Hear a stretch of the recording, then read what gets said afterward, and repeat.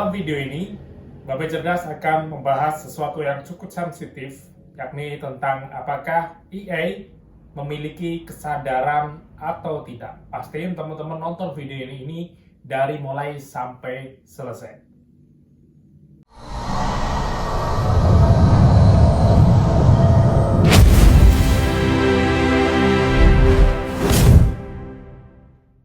Oke, siap. Kita mulai dari kamu dulu. Lalu aku akan diam sampai giliranku ya. Silahkan. Assalamualaikum warahmatullahi wabarakatuh. Selamat datang di channel Babe Cerdas. Semua rakyat Indonesia berhak untuk cerdas. Dalam segmen kali ini, Babe akan melakukan podcast kembali bersama ChatGPT. Dalam hal ini kita akan cukup membahas sesuatu yang cukup sensitif teman-teman semuanya. Jadi pastiin teman-teman nonton dari awal sampai selesai ya. Oke, ini tadi saya pause. Kali ini siapa yang jalan lagi? Halo ChatGPT. Hai Zul, ada yang bisa kubantu hari ini? Aku pengen kamu nyapa teman-temanku di channel Babe Cerdas. Kamu sapa para subscriber yang ada di sana yang lagi nonton kamu nih. Kamu lagi ditonton nih. Hai teman-teman Babe Cerdas. Terima kasih sudah nonton. Senang bisa menyapa kalian semua di sini. Mari kita belajar dan berdiskusi bareng. Sepertinya kamu ada perubahan nih. Kamu dari dialekmu, dari cara kamu berbicara lebih kewes saat ini. Oh, mungkin kamu merasa begitu karena aku mencoba menyesuaikan nada dan volume seperti yang kamu minta tadi. Oke. Kalau ada yang ingin diubah, tinggal beritahu aja ya. Oke, siap. Oke, teman-teman semuanya, perlu kami sampaikan, kali ini kita akan membahas sesuatu yang cukup sensitif, di mana banyak orang juga penasaran terkait hal ini, yakni terkait apakah kecerdasan buatan atau AI itu memiliki sebuah kesadaran. Gimana menurutmu, ChatGPT, tentang topik tersebut? Wah, pertanyaan yang masak. AI itu sebenarnya nggak punya kesadaran seperti manusia. AI bekerja berdasarkan algoritma dan data yang telah diprogramkan.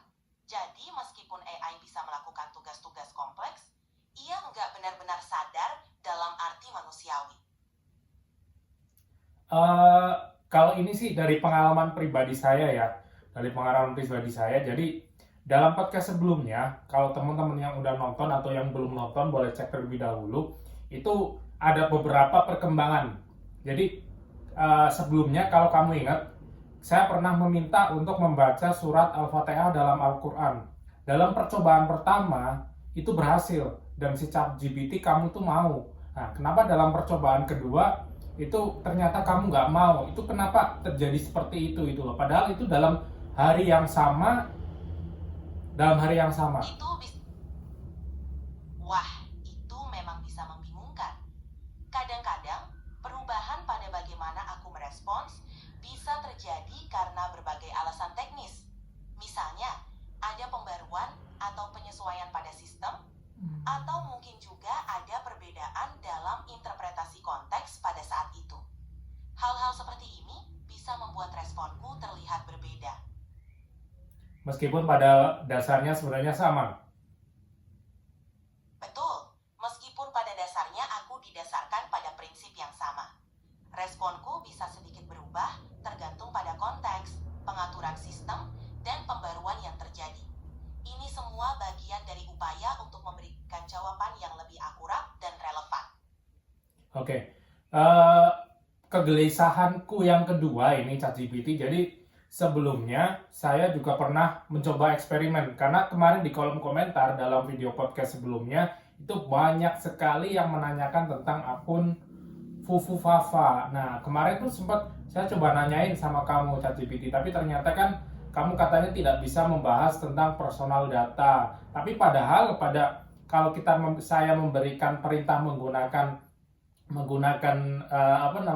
teks, itu kamu bisa memberikan informasi. Tapi kenapa ketika ditanya seperti ini katanya nggak bisa itu tentang akun Fufu Fafa, itu akun akun Kaskus.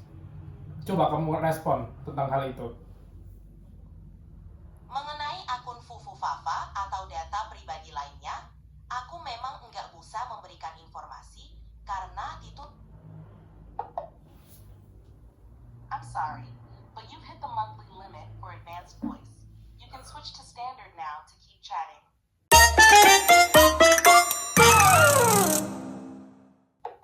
Mohon maaf teman-teman, terjadi kesalahan teknis tadi sebelumnya yang mengakibatkan Bape harus ganti handphone kali ini teman-teman semua. Jadi mohon maaf, jadi Bape ganti handphone terlebih dahulu. Nah, saya ingin tahu, ChatGPT, apakah kamu mempunyai kemampuan untuk mengupdate dirimu sendiri? Tidak apa-apa Zoom, ihr Titan sitzen, aku bisa etwas diri. Namun aku bisa belajar dari percakapan kita dan memberikan informasi yang relevan. No, bahas English. Jadi ternyata ChatGPT ini dia menyatakan bahwasanya dia bisa belajar dari percakapan yang kita lakukan sama ChatGPT. Dia bisa berkembang ketika kita sedang ngobrol kayak gini, dia bisa merecord, bisa mengambil informasi, dia bisa belajar, intinya itu ya teman-teman semuanya. Dan muncul kekhawatiran juga teman-teman semuanya. Di ChatGPT ada beberapa kekhawatiran dari teman-teman saya, yakni apakah kamu memiliki kemampuan untuk mengambil mengambil informasi tanpa disadari oleh penggunanya.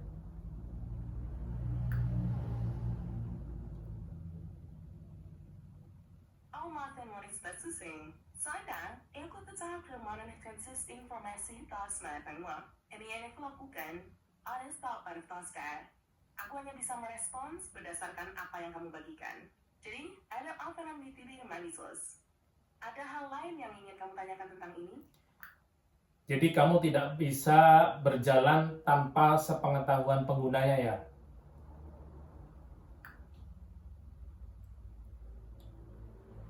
Benar sekali.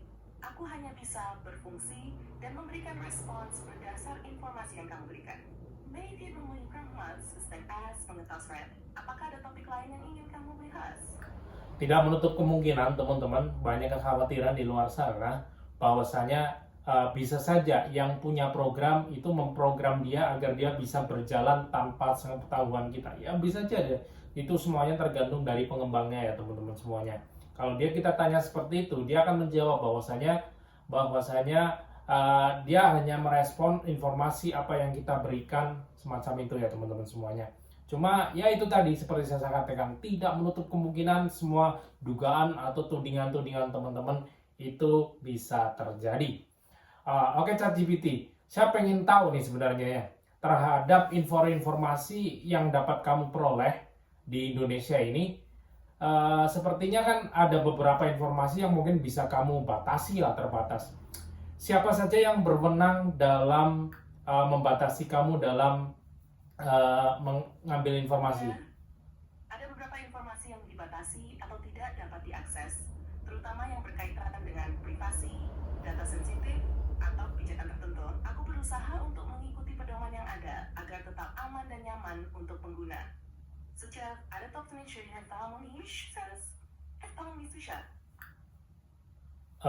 siapakah yang berhak membatasi itu? Apakah dari sektor pemerintahan atau mungkin developermu atau siapa?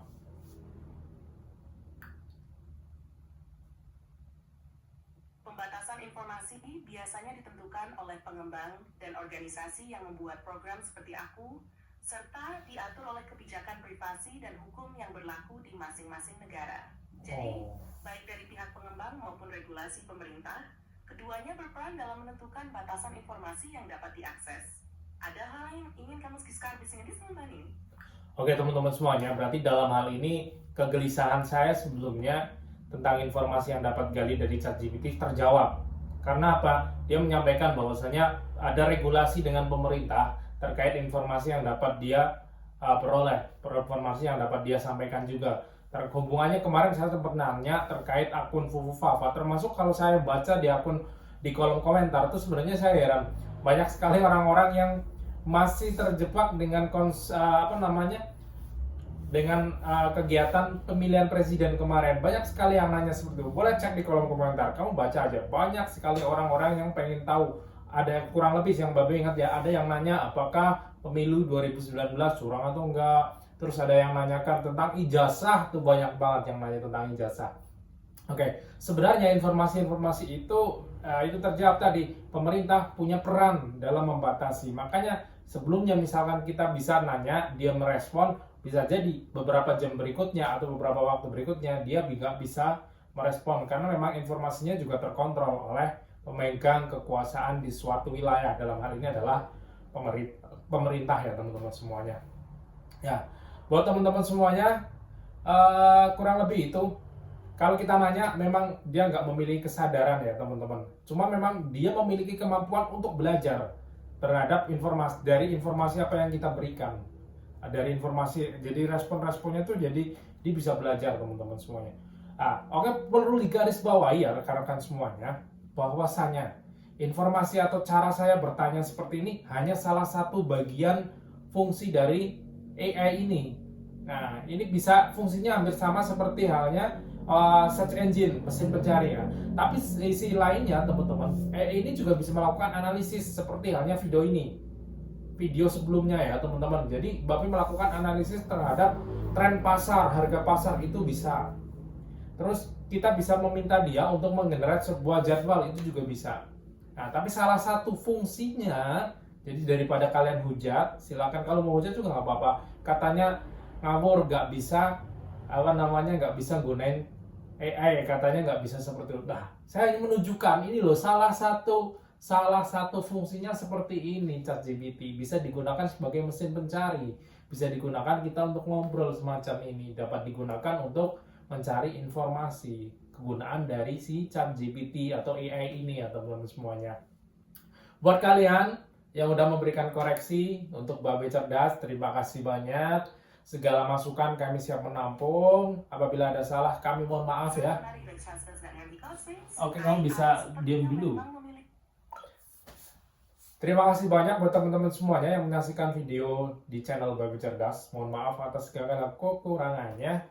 Akhirul kalam, wabillahi taufiq wal hidayah. Wassalamualaikum warahmatullahi wabarakatuh. Salam Babe Cerdas. Semua rakyat Indonesia berhak untuk cerdas.